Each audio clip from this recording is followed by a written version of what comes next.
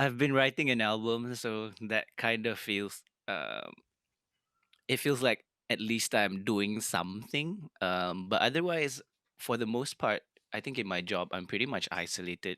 Um, I work from home.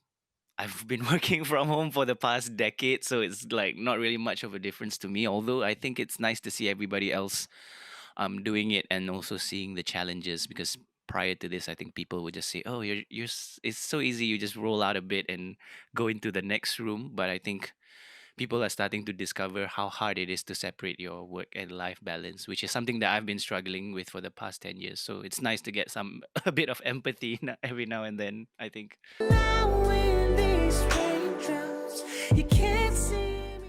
I wrote the song in 2017. I called up Lin Ying, this singer songwriter who I have immense respect for, and have always been kind of like nervous to be around.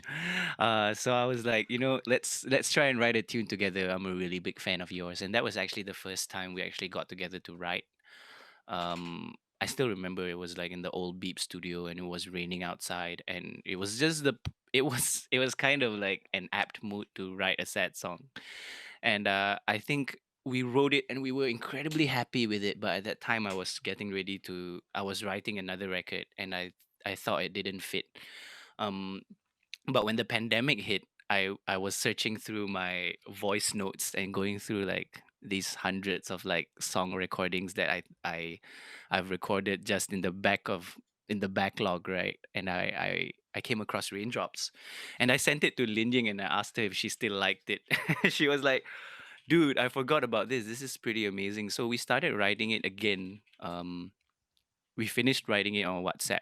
So it was just like it was totally a pandemic thing where the producers are based in Vancouver, and I had to wake up at like 6 in the morning to get in time with them to record stuff in the evening. And then my schedule would just revolve around like Canadian time this past year, just writing with Linjing on WhatsApp, producing on Zoom, and just like everything sent through like iMessage. And it's completely new experience, because we still do all these things. It isn't exactly new, but I think just not being in the room with creative people is something that's completely disconcerting to me personally, I think. I really value the exchange of ideas, and I really value the physical interaction and like social interaction. So that part was the weirdest for me, trying to get my ideas across through a microphone and a screen, and just sitting here going like but yeah, it's been rewarding as well. I think we made the best out of it, and this song is just really like a culmination of all the things that I experienced during the lockdown, I think, personally. Now in these raindrops, you can't see me. We wanted to write a lot of things basically. So like the idea of the song is about someone who's caught in between two opinions and two trajectories, and someone caught in between two decisions that are completely opposite from each other, but at the same time agreeing with both decisions.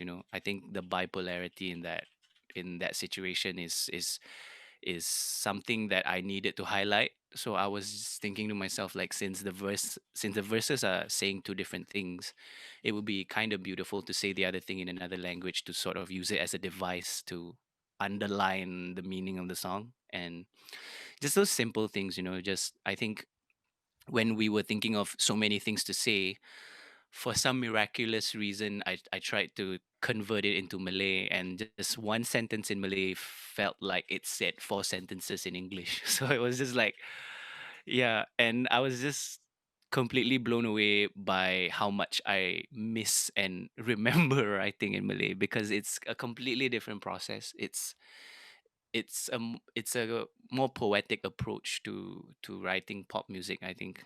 That's the baseline of it. It's no matter what you say in a Malay lyric, it already sort of sounds poetic. So it was a beautiful thing to sort of embrace and inject into the song, I think.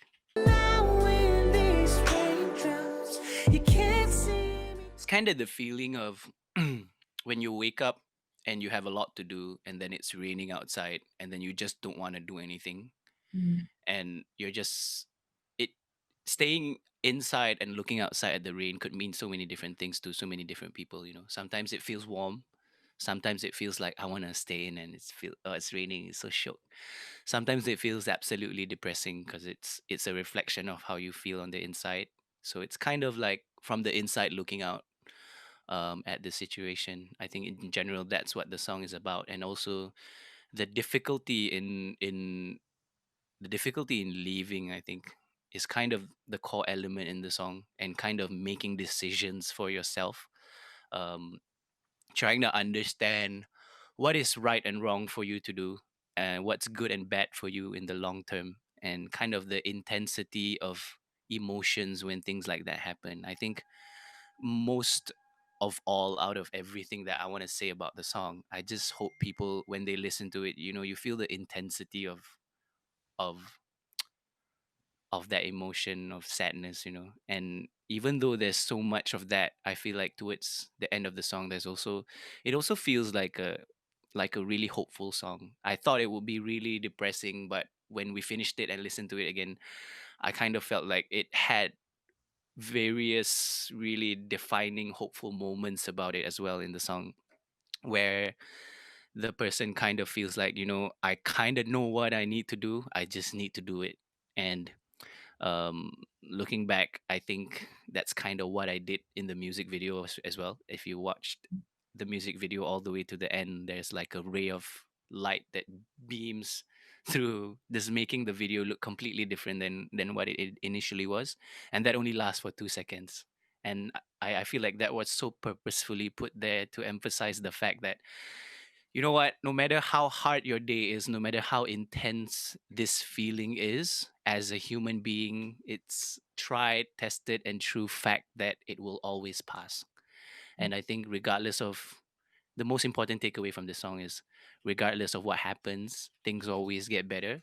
And you shouldn't redirect that intensity of feeling or whatever. You should just kind of embrace it and let it pass. And that, I think, is something important that everyone needs to sort of learn how to do as well. Now in these raindrops, you can't see me. Kind of, masa tak pernah bermakna bila dua hati berpisah.